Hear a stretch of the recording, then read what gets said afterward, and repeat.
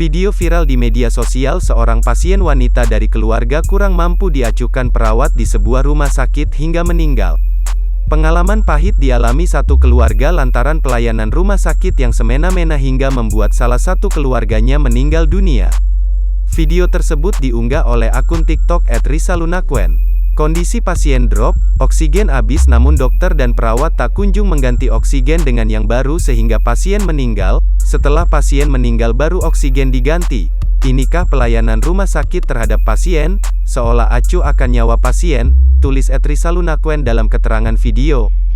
Video tersebut direkam langsung oleh sang suami. Awalnya istri masih dalam keadaan yang stabil dan sang suami telah mengingatkan petugas bahwa isi tabung oksigennya sudah mau habis.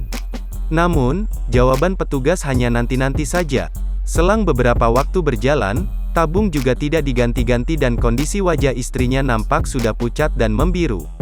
Alhasil, suami sudah memastikan bahwa tabung sudah tidak ada isinya, namun petugas tidak juga menggantikannya. Setelah beberapa lama, akhirnya sang suami sudah telanjur kesal. Ia langsung meneriaki seluruh petugas untuk menangani istrinya. Tetapi apa daya sang istri sudah tak bernyawa.